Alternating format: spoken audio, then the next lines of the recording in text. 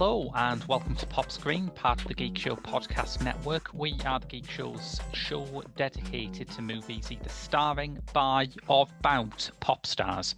No, the podcast covers such a broad range of musical and cinematic genres, from documentaries to science fiction, from country and western to hip-hop.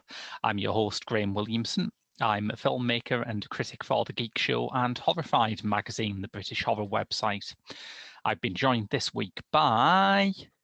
Aidan Fatkin, yet again. I also contribute to The Geek Show. You can find me on Letterboxd under the username Aidan F. I'm starting to get my mojo back for watching films, by the way, now. It's finally happened. It's taken a year thanks to the fucking pandemic, but we've got there. We finally got there. So that's the weird thing, isn't it? Over the last year, when we've had all the time in the world to watch films, I've been less inclined to watch films. I'm pretty sure there's an episode of The Twilight Zone that's based around this premise.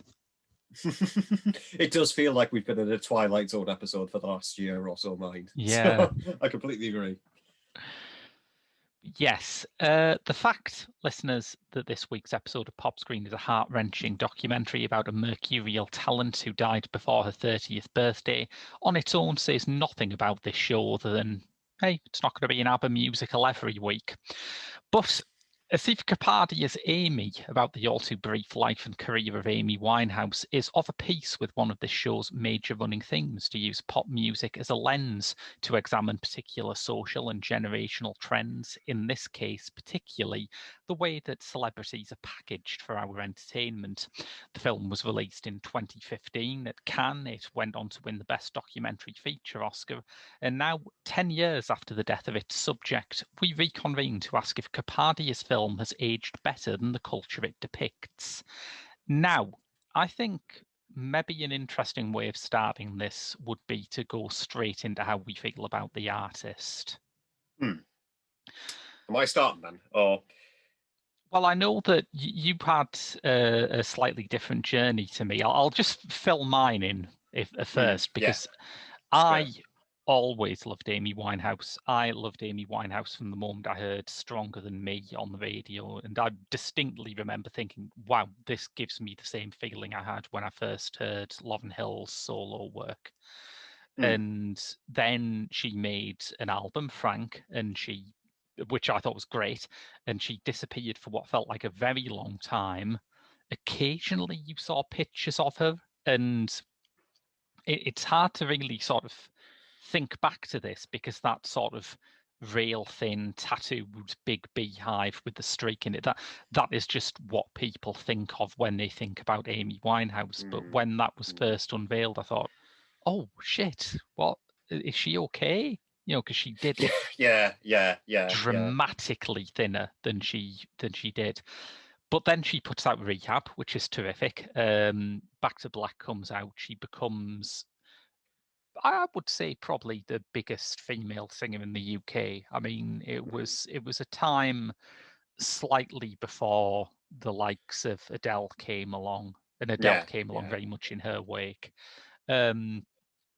And then she gets trapped in this weird vortex of tabloid stories about her drinking and drug use, which we'll talk about later because it forms a large part of Kapadia's documentary. Now, for you, that wasn't the case, was it? That wasn't your history with Amy? Now, Amy Winehouse was interesting because obviously when Graham pitched this, that I'd like to do an episode on Amy Winehouse, I felt like it was probably something about time that I bit the bullet with her. Because now with Amy Winehouse, for me in particular, all I remember, because around about the time she was famous, I would have been at least 10 years old at the time. Because when Back to Back came out, was it 2006? I've got that right. Yeah. I would have been only 10 years old, so my only memories of her would be that tabloid imagery at the time. And of course, when she tragically passed away, I was about 15. So my memories of her at the time was obviously, look at that drug addict on the TV. Yeah. So, and that's how, and that was just, and obviously I'm not being that to be crude or anything. That's just obviously our generation's memory of her at the time, for me in particular. So, it wasn't until like, I would have said like a couple of years after she'd sadly passed away that I felt more obliged to check her out as an artist. And, you know, I've just recently listened to Back to Black for the first time. Bloody hell, that's a depressing record, but it's a great record. Yes, yeah. And the funny thing, I suppose part of why I was drawn towards it is that now we are sort of saturated in sort of quite dark music. I mean, people dismissively refer to sad pop girls for stuff like, you know, Lorde and Billie Eilish and Lana Del Rey. Back then, there wasn't really anything like that coming out. And I felt like part of the reason why I latched on to Back to Black was at the time, I was on the dole. I had recently graduated university. I had a horrible time at university. And yet you were still in this kind of very blary media cycle where we were told that everything was great. And in fact, there was no such thing as class or poverty anymore. And even though Back to Black is obviously not about that, it did feel liberating that at least there was one massive pop cultural thing that didn't seem obliged to pretend that everything was happy and everything was okay. Yeah, part of that Tony Blair zeitgeist of the time. Yeah, it was very shiny, the Blair years. I remember thinking, well, that's when I think back to them and I try and think of a word to encapsulate it. It was just shiny. Everything had to be shiny. And it's just gradually gotten more shit as we've gone along the years. Yes. I mean, like I say, I thought it was a dreadful time to be young back in 2006. I didn't know I was fucking born. Anyway, back on topic. Yeah. I mean, so I was quite surprised with Back to Black initially, because the first time I listened to it, I liked it. I still wouldn't call myself an Amy Winehouse fan, but you know, I can sort of see with her lyrics and how directed they can be, and especially for a female artist to write a breakup album like the way she did, to ploy much of the blame on herself as she did, obviously, the relationship as well, of how that broke apart. When you listen to something like the title track, Back to Black, you can certainly get a sense of that. And I can't really think of many female artists who do that. I mean, the only other example off the top of my head who's equally brilliant at doing that is someone like Fiona Apple, for example. Oh, right, yeah. I was thinking, I thought what I thought you were going to say there, because she does mention it in the documentary. She says she's a big Carole King fan. And I do think there is a part of Back to Black where, it's like tapestry for the 21st century. Yeah. I mean, I haven't listened to much Carole King, so I can't comment, but specifically Fiona Apple, I think not her last record, Fetch the Bolt Cutters, but I think it was the record before that, Idler Wheel or something like that. Right. Which is very similar. And I'm a massive Fiona Apple fan if you haven't checked her out. She's honestly brilliant at what she does. But no, back on point, it's just those honesty with that you find it that I find that I really appreciate on my second listen to Back to Black. And especially when you get lyrics that obviously are tampering into like the areas of the time. So artists like the Ronettes or, you know, artists like that. But it's much different here, much different context, because obviously, as Graham said, a part of Amy Winehouse's imagery is we remember her for the massive beehive, the tattoos, and obviously being a lot more, especially with the slangs confirmed. Like I think it's like on I think the first opening line on Back to Black where it's just like, I get his dick wet or something like that, and then it kept his dick wet. It kept his dick wet. So the slang is a lot more vulgar and in your face about it, and you know you can understand why that would turn some people off. But at the same time, you know, you kind of got to think, well, she does have her mind on full throttle mode, really. Yeah. There's a directness to it. Yeah. When you talked about slang, I was reminded that her most intensely London moment in this film is when she's asked about the influences on Back to Black, and she says, "I've been listening to a lot of girl groups." Groups that are gals, I guess. Gals. It's not even that, it's gel, it's G-L, like gel. It's such a great sort of old-fashioned East End pronunciation. I loved it. The Cockney accent is just so hard on mind. It just makes a character. Yeah. So, in terms of character, you're introduced to this with what I think is, in Kapadia's film, one of the great documentary opening scenes, the home video of her at 14 singing Happy Birthday to You to a friend. Which is wonderful, because if you haven't seen it, they're singing Happy Birthday as a kind of a joke. They're at a birthday party, no one's being that serious, but her voice is like a tornado, like even when she's joking around. And the funny thing is that you're not expecting it in the slightest, because most singers at that time, or you presume at that age, would be just developing their voice or something like that. I mean, but for Amy to just come on just immediately with that voice just sets the tone right away. I mean, I was watching a few interviews with Kapadia as research, and throughout the footage, he explains that he's kind of Amy's like obviously looking directly into camera all the time, so it's almost in these earlier stages that she's treating the camera as her friend. Yeah. Regardless, so she's always looking towards the camera. She's always like looking towards it, and then of course, as it goes, further and further into the film, that relationship changes as her image changes, as her character changes. So it definitely does signal that very early on, and you're completely right. That opening scene is just a really lovely way to set it off, especially as this film gets into its darker moments. Yeah. So we should talk a bit about Kapadia's style for people who aren't familiar with him. Kapadia has made fiction films. His film The Warrior, starring Leda Van Khan, was I remember kind of a cause célèbre in the early noughties, because Britain was going to put it forward for a Best Foreign Language Feature Oscar. I know it's not called Best Foreign Language Feature. They change the name every year, and now it's called Best Film with them little words at the bottom or something like that.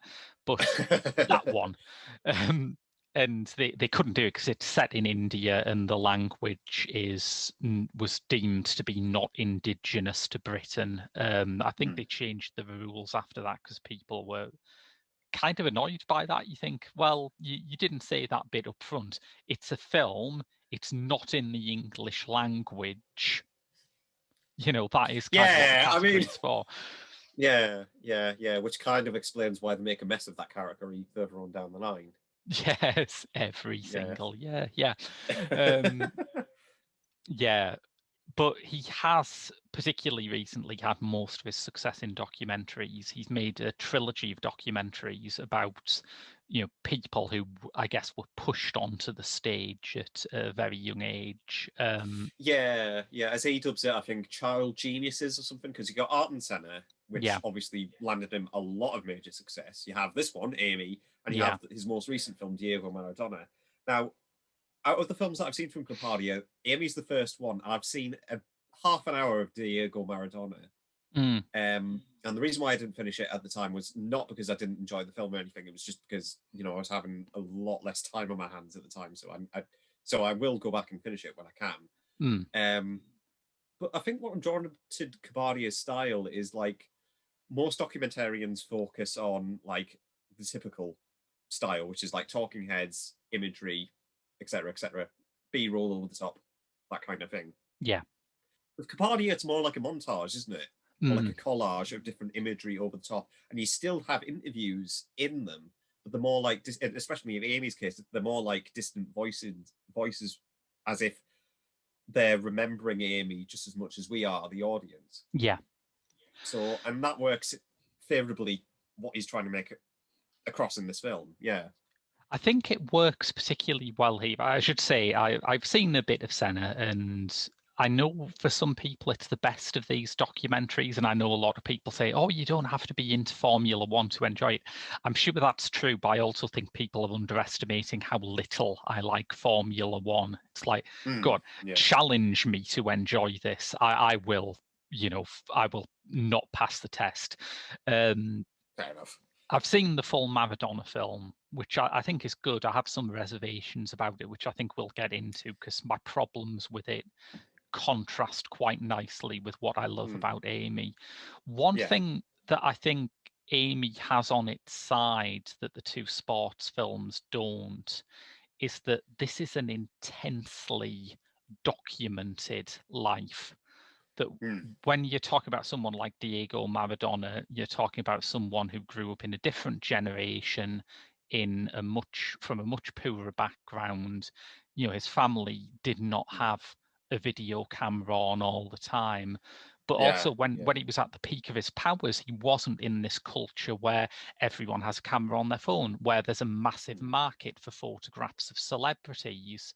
You know, that means that there is firstly a richer sources of material with Amy. You get a much wider variety of images that makes the film more visually exciting, but also you are aware of the different ways that Amy Winehouse was looked at through her life. You are aware that whereas that early home video footage of her singing at a friend's birthday party and the shots of her walking down the street with, you know, blood coming out of her feet, they are both candid shots. You know, they are both shots of her off stage and off her guard, but other than that, they are very different images taken by different people for incredibly different reasons.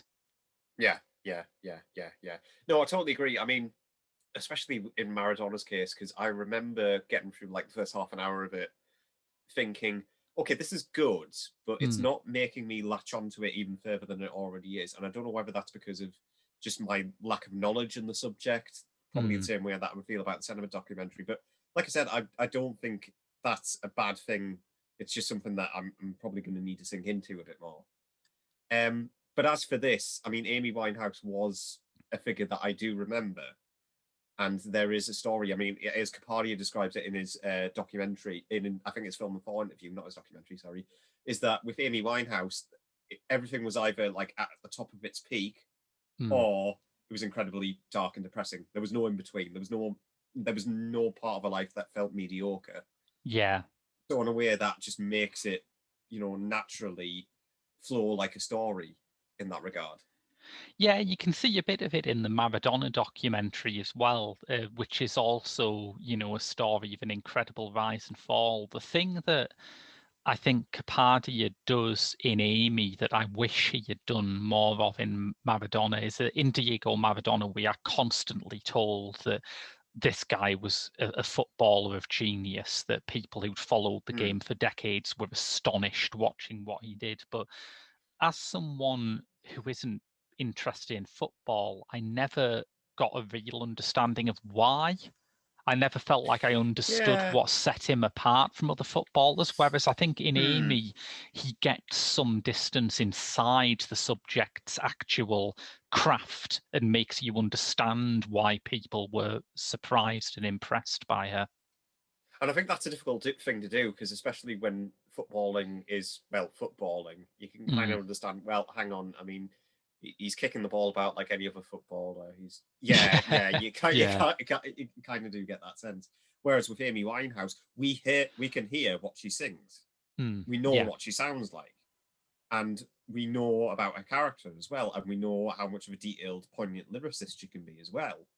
So, and with all this evidence just backing it up, you can tell immediately that this comes out incredibly well detailed, well researched, and just really just loving towards its subject. Yeah.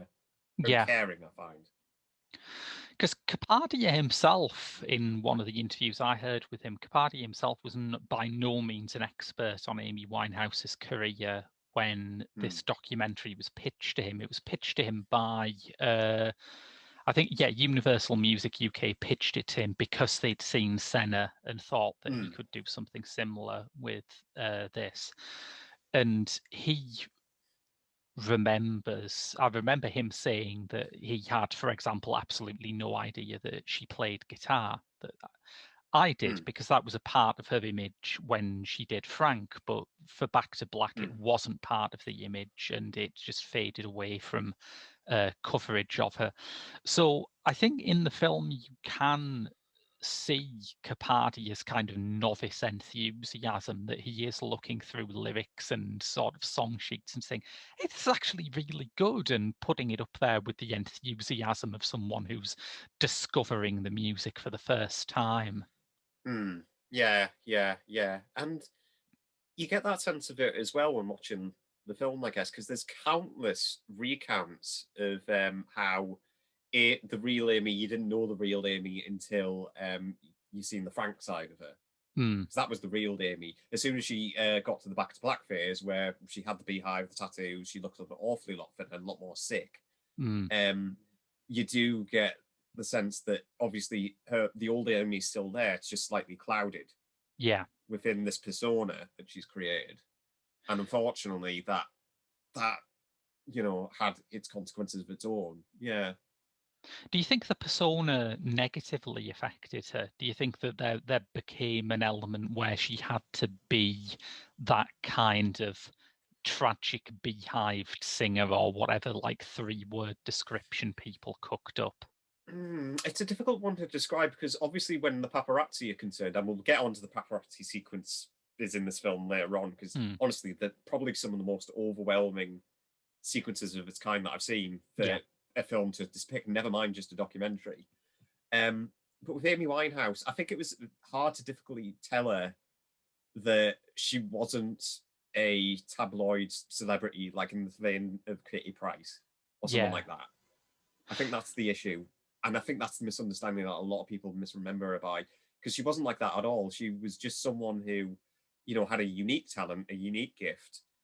And unfortunately, when obviously, because she also suffered from bulimia as well from a very early age as well, which is an eating disorder, that impacted her, and all the bad luck that came with that. Unfortunately, that attracted the wrong crowd at the wrong time, and then she just ends up being in this mess. Yeah, it's just an awful sequence that I just can't really imagine that someone going through. It must be a horrendous situation. I'm glad you sort of mentioned Katie Price and that kind of tabloid era, because I distinctly remember part of the oddness of this era for me was that I was watching someone who I had followed since her very first single and I knew was an incredible songwriter and an incredible vocalist, get sort of lazily dismissed as just one of those famous for being famous people. And I thought that's interesting, because the people who were saying that were people who were complaining about tabloid culture and celebrity culture. But if you thought of Amy Winehouse as being in the same bracket as Katie Price or Paris Hilton or someone like that, the only reason why you would think that is because the tabloids had told you that. That was how she was depicted in the tabloids. So there seemed to be this attitude in the 2000s that making fun of celebrities was some sort of a bold broadside against the shallowness of the mass media, and a lot of the time it wasn't. A lot of the time it was just an excuse by supposedly like liberal-minded people to just pile on young women with a drug problem. Yeah, and Asif Kapadia does touch on this because I think there's a particular montage in the middle where obviously we do get to see that side, and we see comedians making cheap jokes about her appearance. So people like Frankie Boyle and Jay Leno was the other one, I think. Jay Leno and Graham Norton does it as well. Yeah, and Frankie Boyle, and you just think that as part of that zeitgeist. I mean, they still kind of do it now as part of their routines, but unfortunately, that can be read the wrong way, especially when, on the benefit of hindsight, when looking at it now. Jesus Christ, that is incredibly poorly timed when looking at those jokes now. Yeah.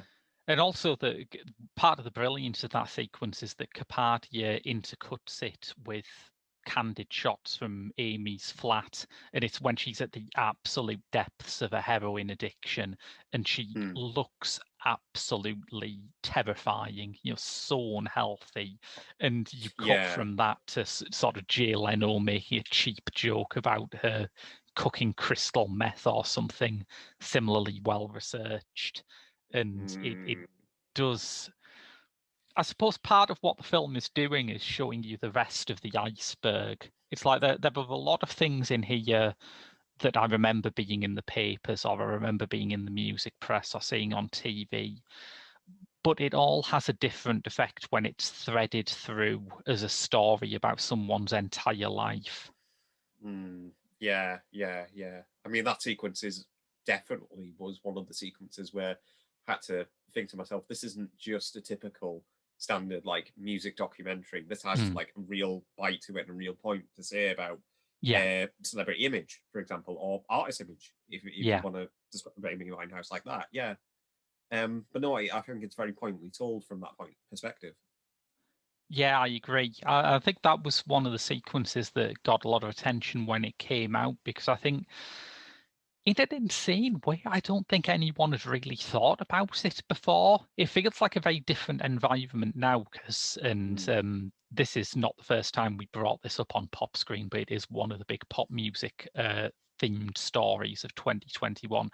But we're recording this against the backdrop of the Britney Spears conservatorship hearings.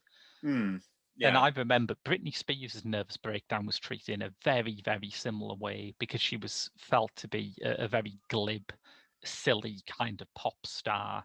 Then she did not deserve our respect when she was going through some sort of horrifying mental health crisis. Yeah, that breakdown was utterly horrifying. Yeah. Because we all remember the imagery, the tabloid images of like her hair completely shaven off and having a complete breakdown in the middle of, was it like the middle of the street or something like that? Yeah, I think she like attacked someone's car or something like that, and it was all. It's telling that I can't properly remember the context, but I have the pictures in my mind's eye. And unfortunately, that's kind of the point that Kapadia wants to bring up. A point when it comes to press and paparazzi is that you, even if you like click on the image on a website, you're still feeding that machine to keep going. And for every click you do, you're just going to make it problem get worse and worse and worse. And I'll be honest with you, like a lot of people, I fucking hate the tabloid culture in this country. I hate it, especially when it comes to like how a completely different person from Amy Winehouse, like Princess Diana, is being treated, or Meghan Markle is being treated right now. I just think it's shocking and disgusting. Yeah, absolutely. Yeah. And there is actually a bit in it which is quite prescient, where I think it's a first manager, I think it's Nick Szymanski, says that they took her for an intervention. They tried to get through to her that, she was on this very self-destructive path. And when they got to this supposedly secret location, they were surrounded by paparazzi. And he said there was absolutely no way that they could have known that without phone hacking. And sure enough, the year Amy Winehouse died, 2011, was the same year that the Leveson inquiry started up. So, oh yeah, with News of the World. Yeah, yes. I remember that. I remember that distinctly. Yeah. So it all feeds into this portrait of an industry that is corrupt, obviously, and is actively destroying people as a kind of sport. Yeah, because Kapadia mentions in the Q&A that he actually talked to reporters and the paparazzi after Amy Winehouse's death, and obviously they just felt absolutely awful for feeding into that lifestyle, because they didn't have any idea of her mental health struggles at the time. They just wanted it, obviously, just to get their job done and just feed into it. But now, after Amy Winehouse's death, they just feel absolutely awful that they contributed to it. Yeah, and so they should, I think. Yeah. So let's double back a bit. Let's talk about the moment where she sort of steps up a level, because the Frank stuff is there and it's covered. And I liked that Kapadia is clearly enamored of songs like What Is It About Men and I Heard Love Is Blind enough to play them at length. So the side of me that really loves Frank was I enjoyed that. There's an interview with her from around the time where she talks about being at best 80% happy with that album, and she says that someone put like fake strings on Take the Box, which she thinks sound terrible. I went to the credits. I tried to look this up because she is like really vociferous, and she says that it's not just an artistic thing. I personally hate this guy for doing that. So I'm looking at the credits for Frank and I'm thinking, I'm looking for someone who only worked on like one or two tracks. One of them has to be Take the Box and sounds like an absolute twat. And apologies if this person is innocent, but there is one guy on Frank who gets a production credit on one track only. and it is Take the Box, and his name is Johnny Rockstar. Now, I'm not saying that's definitely the guy, but Johnny Rockstar, are you joking? It's like he's taken like Johnny Rotten's name and just like, oh, how can I tamper with this a bit? You know what? As a rock star, I like to live the rock and roll lifestyle, swig of Jack Daniels, a toot of cocaine, and then add some tasteful synth strings to a ballad about infidelity. That's just me being a rock star, I guess. Is that Blake Fielder? Okay, let's talk Blake Fielder. We've got to talk Blake Fielder now. Now we've got to talk about Blake Fielder now, because I feel because he's a big part of how Amy became who we remember her by. He is, yeah. Blake Fielder is the guy she married. I think she started dating him in between albums when he was with another woman. And a large part of what Back to Black is about is that moment where she was like deeply in love with him and he decided that he was going back to his wife. But that changed afterwards. He married her. He ended up in jail for grievous bodily harm. And she started seeing someone else, and they introduced her. When he got out, he introduced her to heroin, and it was just like the most dysfunctional relationship you can think of. Everything was there: the infidelity, the drugs, the violence, every ingredient for a really toxic relationship. Yeah, back onto the Sex Pistol point. It's a bit like Sid and Nancy. Sid and Nancy, yeah. Very much like that. Very, really similar, actually. It is quite weird for me as a big Sex Pistols fan when occasionally you will hear a song like that Crazy Town song that was out when I was doing my A-levels, which has a line like, "Oh girl, me and you were like Sid and Nancy," and you think that is not a comparison you want to invite. No, it definitely isn't. Jesus Christ. You're messed up, man. People used to talk about that like it was, I suppose it's equally fucked up to talk about Romeo and Juliet that way. It's like, oh, me and her were like Romeo and Juliet in that we were both underage and we killed ourselves. But over a misunderstanding as well. Over a letter that didn't deliver. Yeah, what the hell? Thanks, Shakespeare. Anyway, but no, I mean, Blake Fielder has always been a character who, I mean, firstly, you can tell he's like, not necessarily, would you call him a scumbag or something like that? I mean, yeah, I'd go for scumbag. I think scumbag's made for him, yeah. Yeah, and he's the scuzziest person. And you look at Amy Winehouse, like, before she ended up the way she did, and it's just like, here you have a bright, bonny girl who has, like, the whole future laid out in front of her, meeting up with this demon or something.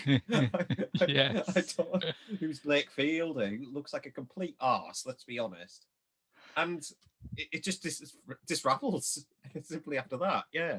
He is weirdly cocksure too for someone who has absolutely nothing going for himself. It's like there's a bit when we are on the real downward spiral, and he is being interviewed for some sort of TV documentary or something like that. Yeah. We do get glimpses of that interview. Yeah, and it's when they've separated, and he says something like, "Yeah, I'm well rid of it, really. I'm a handsome guy. I go to the gym," and it's like, all right, I am prepared to believe you've been to a gym, and that's being charitable. The rest of it is active fucking self-delusion. Yeah.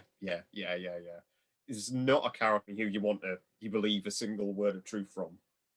So he's one of the villains of this documentary, and I think when it came out, everyone was expecting that any Amy Winehouse documentary is going to go very, very hard on Blake Fielder because he's just a villain. He is someone with no friends left to fight his corner. The other person who was very outspokenly against this film when it came out, and I think is a bit more complex, is Mitchell, her father. Yeah. And it's interesting because Mitch Winehouse, who, especially how he's presented in this film, because he takes like very similar stance when it comes as Blake Fielder, because Yeah. at one point, I think when Amy Winehouse is on recluse mode from the paparazzi and the press just to get away from her, I think it's in St. Lucia or something like that. Yes, it Yeah, is. it is St. Yeah. Lucia. He invites a camera crew round to do like this documentary on what is it again? It's like for MTV or something. It's like to find her I think discovering the real Amy. Yeah. What it seems to have been pitched as, and you're right, it is hard to work it out from the film. It seems to have been pitched as a documentary about being Amy Winehouse's dad, but there is that fantastic telling bit of footage that they use where he's like sat in this deck chair on a tropical island holding forth, and the cameraman just sort of pans and zooms a bit to get to this tiny image of Amy standing in the distance behind him. And you think for him, as with Blake, part of their problem was that they could never accept that their main value to the wider world is that they are connected to Amy Winehouse, that they were not intrinsically interesting as people. They were interesting because of this person they were tied to. Yeah, I mean, there's another similar bit in the St. Lucia sequence where Amy Winehouse is forced to sign autographs by two fans by her father. Yeah. I mean, okay, she probably could have done that anyway in the right circumstances because we've seen her personality anywhere. Yeah. But for her to be dragged into signing these autographs when obviously her mental capacity was completely run down, completely worn out. Obviously, as you were saying, like fighting bulimia, fighting drug addiction, everything like that. Yeah. And then obviously she comes off as quite rude towards this couple initially, but obviously once you know the out context of a character at the time, that makes sense. Yeah. And then we get to that sequence a bit later, and then Mitch is very confrontational, and it's amazing that it's still on tape because obviously the cameraman points down when they're having like this family argument in the middle of St. Lucia, in the middle of this Canary Island, and it just is really showing about that family relationship on that particular sequence, and it's a very, I think, really deep moment that really gets to that relationship at a time when you're not expecting it. Yeah, I think that bit in Santa Lucia really shows Mitch in a very bad light. Despite that, I don't think I think he said something at the time that he'd cooperated with the film when it was being made, but he saw a rough edit and he said, "I realised that I was the villain of it." And I mean, I don't think he is, if only because Blake is there, but I also find it hard to be fully condemnatory of Mitch Winehouse because he's somebody who made a lot of mistakes, like not being around for his daughter when she was growing up, and now she's dead, and I can't imagine like having that on my conscience, really. I certainly didn't think that he was the villain in this movie. I mean, if you look at I think the real villain of this is the media. Yeah, absolutely. Yeah. If you ask me, if you had to ask me one quick question, it is the media in this story because the way they treated Amy Winehouse was absolutely abhorrent. It should never have happened in the first place. And look where we are now. I mean, it's proven time and time again that this imagery is just an abusive cycle over and over again. They'll just find the next Amy Winehouse or the next Meghan Markle to pick on. It's terrific. Yeah. And I think that you can see it obviously in the tabloid culture and you can see it in the paparazzi stuff, and that stuff is lower than low, but you see it even in some of the quote unquote educated stuff. Like there are music awards where people make jokes about her like being drunk and waking up late, and there's that awful bit where she gets sent to do a photo shoot with Terry Richardson, who has a prolific career in both photography and accusations of rape against him. And they do this photo shoot, which is basically sort of glamorizing her self-harm habit. And you think, did anyone take a step back and think, is this a good idea? Is this what we want to be putting out there? Is this helping anyone? Yeah. I mean, especially that earlier sequence that you mentioned, because I remember it's like the front. I think of the pre-run to the Grammys or something like that. I can't Yeah, exactly yeah. remember the context that it is, but you see all these famous musicians behind them, like Dave Grohl and Taylor Hawkins from the Foo Fighters as well, are there That's standing right behind them. Yeah, that felt quite weird, didn't it? I don't know Yeah, why it no. felt more incongruous having Dave Grohl there, other, I suppose, than the fact that Dave Grohl is intimately sort of linked to another tragic rock and roll casualty, and that Mm. you'd think maybe being Kurt Cobain's bandmate would make you a bit more circumspect about like things like this. Mm. Yeah, yeah, and I assume we'll talk about the 27 Club later on in this episode, but through and through, it's like again history repeating itself. It's a bit of a tragic Yeah. tip end, but yeah.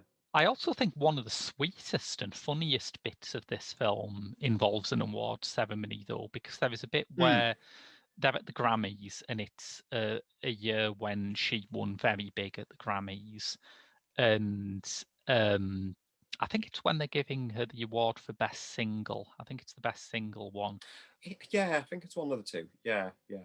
Tony Bennett reads it out, and Kapadia structures this documentary very, very well. I will say that at the start of the film, you hear her interviewed, and she names her like holy trinity of influences as Dinah Washington, Sarah Vaughan, and Tony Bennett.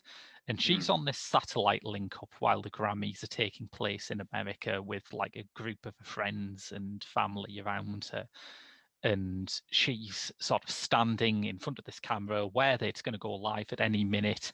And when Tony Bennett comes on and starts reading out her name, she just breaks character totally and goes, "Dad, it's Tony Bennett." And for a Mm. moment there, she is back to being a kid who loves music again, at a point where her Yeah. life is spiraling out of control. And it's wonderful to see that switch get flicked on in her eyes again. Yeah, yeah, it's a completely wonderful sequence. There's another wonderful sequence later on, which is my favorite bit in the whole film, where she actually does get to meet Tony Bennett Yeah. in that recording studio. And that whole sequence of her wanting to bless her heart, bless Amy Winehouse's heart, of wanting to get that song just right, Yeah. and obviously being so nervous whilst doing it. And this was, I think that was done like a few months before she died, It wasn't it? It was, was like yeah, yeah. can't remember exactly when, but it was definitely like among the last things that she did. Yeah. Hmm.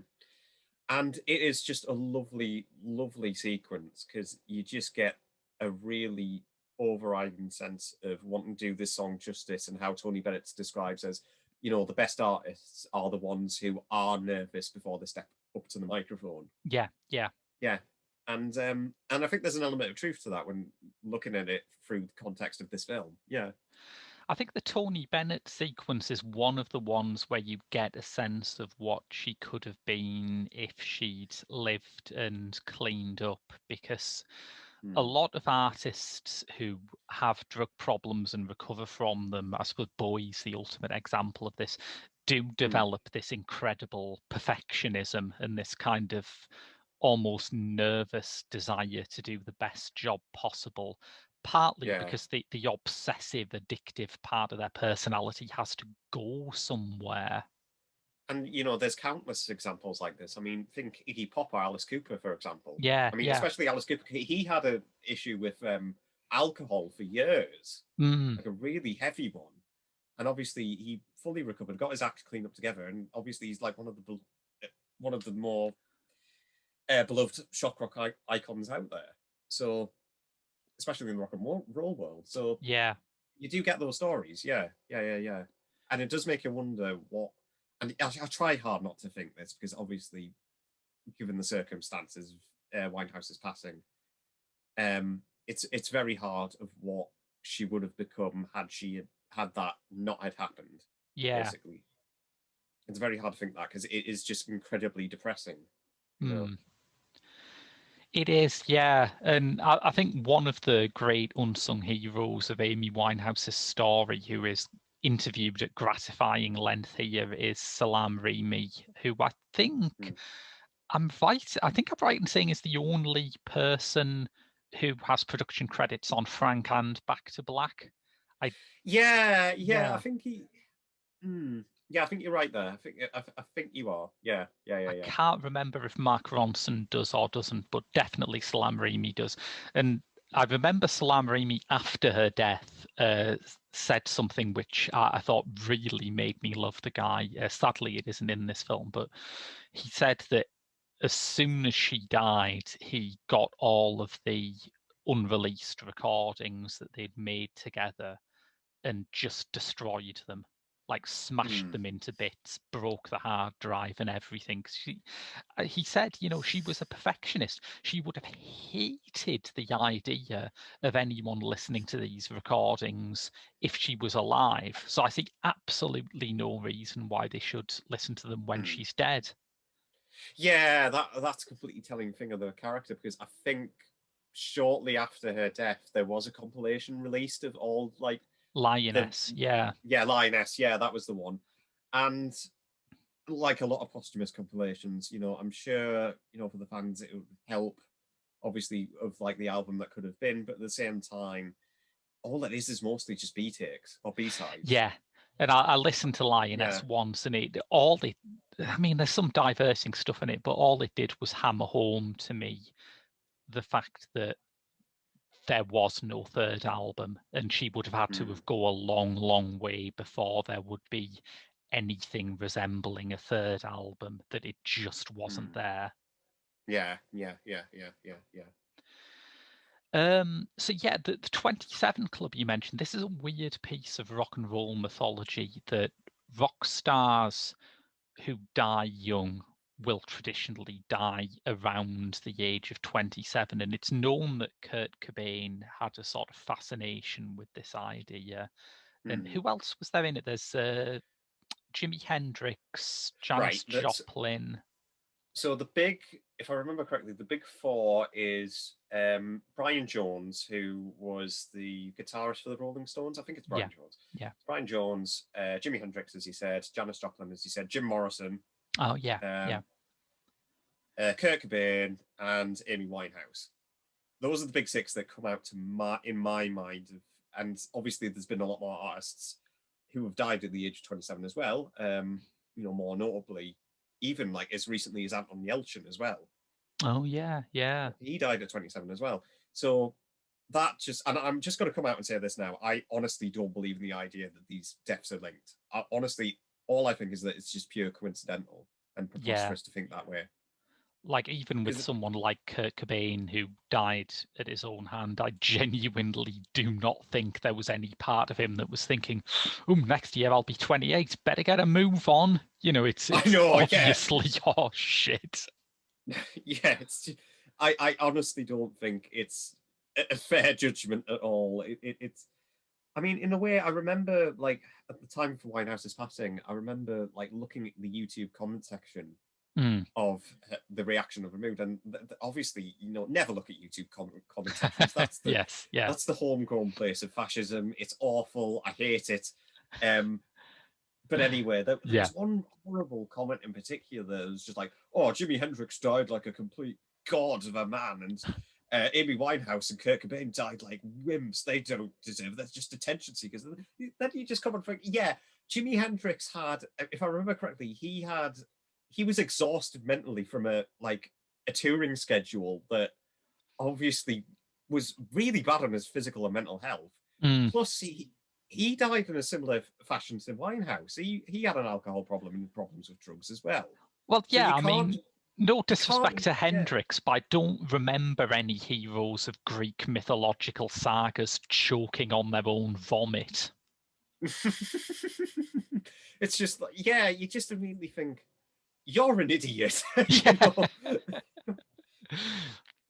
But it is sort of, a more sanguine reason for why this happens is that most people find that their relationship with alcohol and drugs changes a bit once you get around 30 years old. Most people find the hangovers last longer. Most people find that they can't drink as much as they used to. And for most people, that is just a very banal change in their life. It just means, a bit of a worse headache every now and then.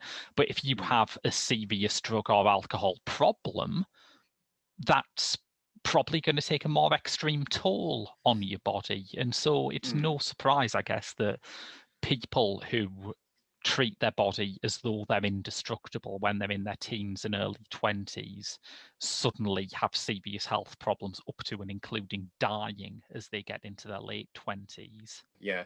But no, like I said, I mean, it's just a matter of questioning whether or not, because I think it's a subject that's talked ad infinitum at the 27 Club when it comes to popular music, and I just think it should die, to be honest. Yeah, I don't think it's worth. It's too old, though, isn't it? The 27 Club mythology must be about 50 years old now, so we had a chance to kill it around its 27th anniversary, but it's still staggering on. Yeah, it's still staggering on, amazingly enough, and you just think, why do we have this in the first place? Yes. Like, why? Just on the subject of celebrity deaths, because I know it's become this huge topic of conversation over the last 5 years, because in 2016, famously, every celebrity you ever loved died in the same year. One of the things about Amy Winehouse, it wasn't the first celebrity death that cut me up. I think Elliott Smith was the first celebrity death that really took its toll on me. The thing is, one of the other people who was 27 in 2011 was me. So it was quite an odd experience that I was watching someone my own age die. I had never really properly understood the tragedy of it, because when I was a teenager and I was reading about rock and roll, somebody like Kurt Cobain or Jimi Hendrix or Janis Joplin seemed impossibly old, like 27. What does it even mean to be 27? And now someone who was born the same year as me was dying. Yeah, I mean, and there's a real heartache to that as well. And there's a real sense of, because when you think of the 27 Club in that context, you think of like, oh God, 27 feels so old, and this is normally coming from a mind of a teenager. Yeah. But now, as you say, I'm 25. I turn 27 in 2 years' time. So you just think, well, hang on, it's not that far ahead in the future anyway, when you really think about it. You've got 2 years to develop that heroin habit. It's going to be tough, but I believe you can do it.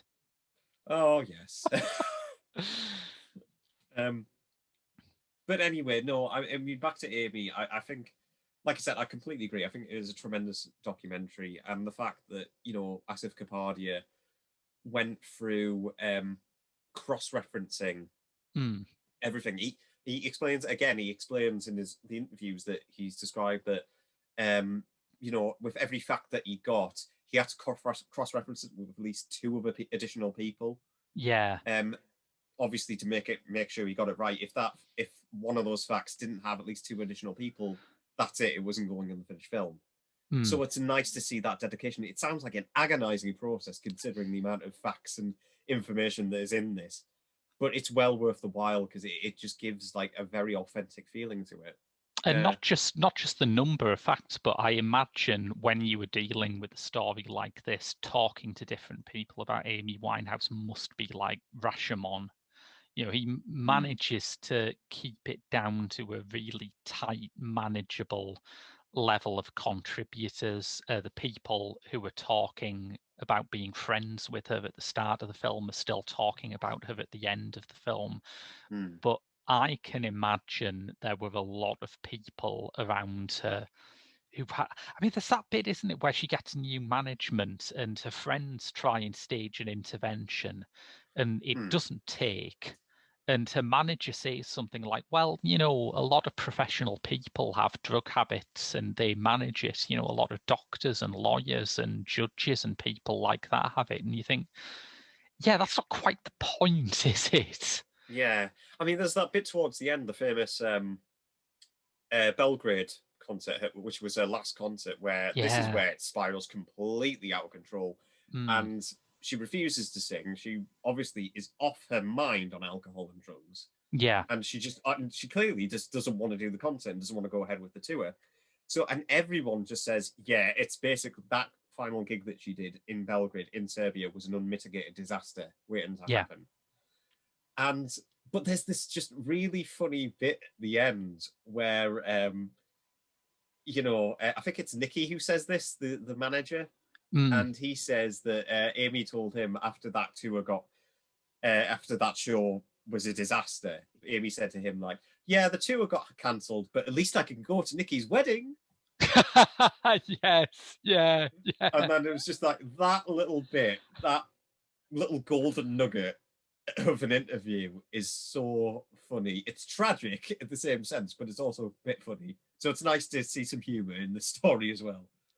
Nikki is pretty charming, I think. One of the things that I had forgotten or that I didn't pick up when I first watched this film is that Nikki was not much older than her. I mean, he talks about a few of the people around her at the start, like Nick Shymansky and Tyler James, who's I think has just written a book about his friendship with Amy Winehouse.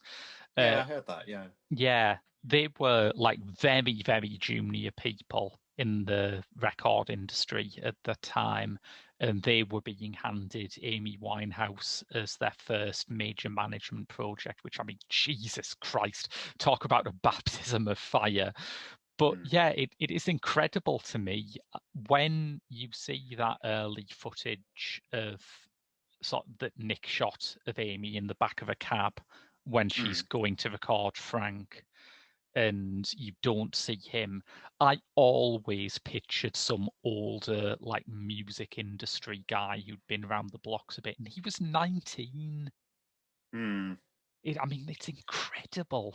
Yeah. Yeah. Extraordinary. I think, like, for a film to get me this, like, interested and invested into a subject that I was not expecting to be interested and invested in at all. Yeah. Kapadia's done a really bang up job here. I think this is definitely an impressive work that really deserves to be talked about and deserves to be touched because it's fascinating as well. Yeah. Godly fascinating of how that pop star, rock star persona is of a dying breed, but at the same time, those who can't handle it, who wants to be shut away from it, will do so in all their power. And that comes at a cost, unfortunately. So yeah, it's strange, isn't it? And I think a lot of people did see her as being in the sort of tragic rock star mold, like you say, 27 Club, which is strange because almost all of her influences are jazz based. I remember distinctly when Frank came out, there was kind of a wave of easy listening type singers like Norah Jones and like Dido. That moment, right? You know what I'm talking about. yeah, I know exactly what moment.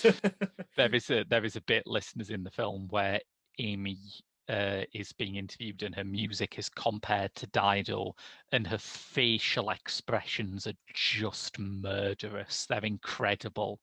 But a lot of people did compare her to artists like Norah Jones and Dido at the start because I think the British music press, when it existed, and increasingly it doesn't, were always really shit at dealing with and writing about and understanding music that wasn't either rock or techno. Anything outside of that, like I remember buying NME every week back in the 90s, and I read almost nothing about hip hop.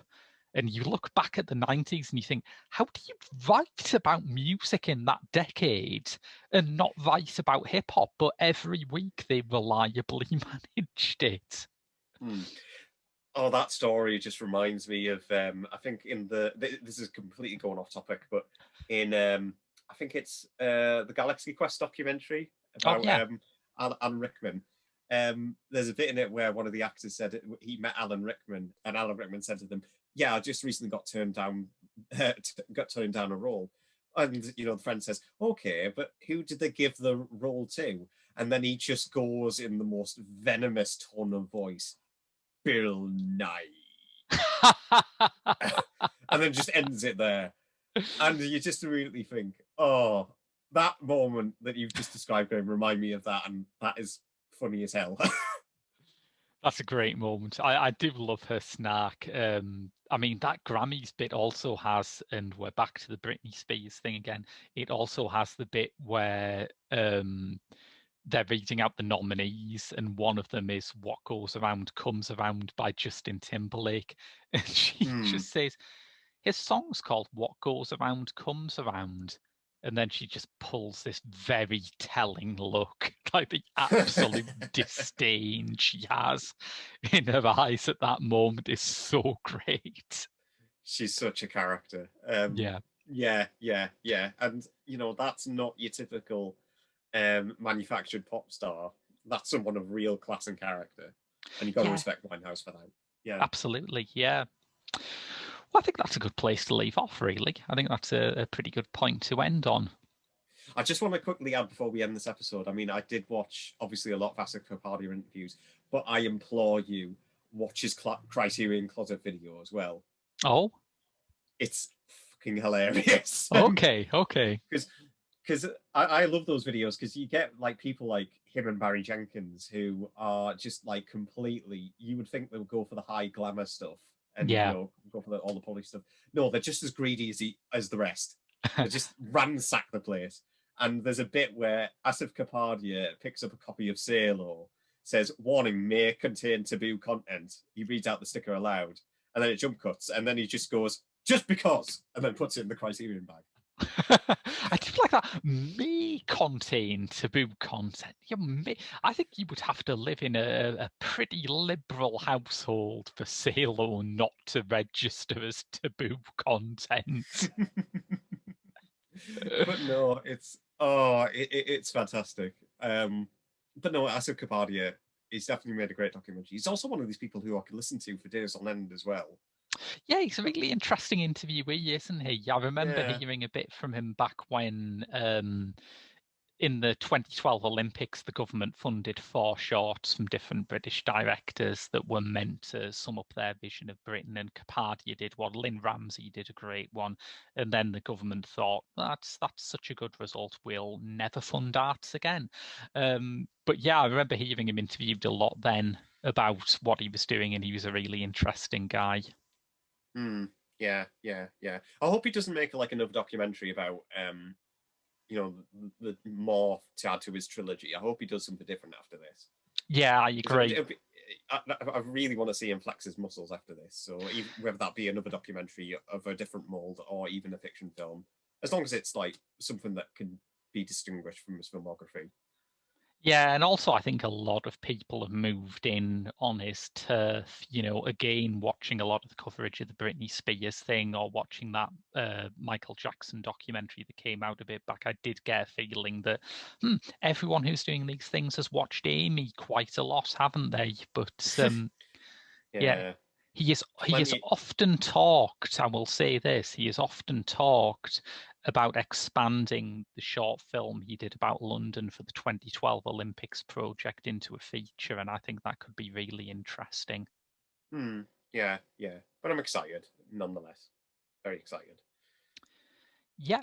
So I think that wraps it up. I think that's your lot from Pop Screen for this week.